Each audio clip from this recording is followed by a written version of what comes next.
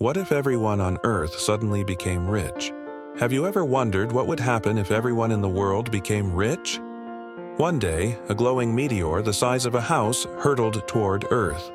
And then, right in front of billions of wide-eyed witnesses, it hit our planet with a deafening crash. People looked up into the sky in awe and confusion. What was that? Was it a spaceship? An alien UFO? Had the end of the world finally arrived?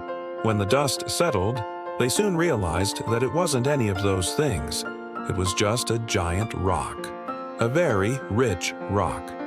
As it turned out, this rock contained an unbelievable amount of precious metals, enough to make every single person on Earth a millionaire. Suddenly, people were swimming in money. Banks collapsed under the weight of their own trillion-dollar bills. Factories shut down because no one could agree on how to divide up the profits. The stock market froze. What was once Wall Street now looked like this. At first, life was pretty fun for everyone. All the kids got their very own pizzas delivered by helicopter. They played video games all day, did all the shopping online, bought mansions, luxury cars, designer clothes. Everyone loved being rich. But after a while, something strange began to happen. The pizza delivery guy didn't show up one day, and then another, and then another. And pretty soon, no one was delivering anything anymore. You see, when everyone's rich, nobody works. There aren't any bakers or doctors, not even trash collectors. If no one does these jobs, people can't buy these things. And that means these things don't have any value. It was like the whole world had turned upside down. A loaf of bread used to cost $2.50, but now it cost $1 million. A trip to the hospital, which used to cost thousands, now cost millions. And you couldn't find anyone to fix anything, from your car to your leaky roof. After all, why fix something when you can buy a brand new mansion instead? Pretty soon, people started getting desperate. They couldn't buy new stuff because no one was making anything anymore. The richest people in the world were living in mansions surrounded by empty boxes. It was awful. Then one day, a little girl was watching her mother Rum family arguing over an empty box of cookies. If everyone's rich, she asked, who's going to make cookies? The adults looked at each other. No one had thought about this before. They were too busy worrying about whether they'd get enough money to buy all the cookies they wanted. But who would actually make the cookies?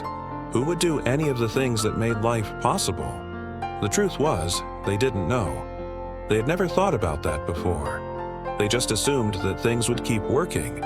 They could keep playing their video games and eating their pizzas as long as they kept clicking the button to order more. But things don't work that way. You see, when everyone's rich, it doesn't mean that everyone has value. Being rich doesn't mean that you're a valuable person. It's easy to forget that when you have lots of money, it's also easy to forget all the people who make life possible, like farmers, truck drivers, teachers, janitors, firefighters, store clerks, waiters, nurses, and doctors. When you click that button to order more pizza, it's easy to forget that someone has to make the pizza, drive it to you, deliver it. Someone has to do something. Otherwise, there won't be anything to eat. When the people heard the little girl's question, they had an epiphany. Being rich doesn't mean much if no one's there to help each other. What's the point of having $1 million if you have no one to share it with? So everyone decided to go back to doing what they loved. Some people went back to their jobs. Others learned a new job. Bakers baked, doctors healed, garbage collectors collected. They worked hard, and they were happy because this time every job was respected. They weren't doing these things to make money. They were doing them because they loved helping others. That's when people realized that true wealth isn't money. It's the purpose you find in your work, the kindness you share with others, the connections you make along the way. Those are the things that truly make us rich. This story is part of a series called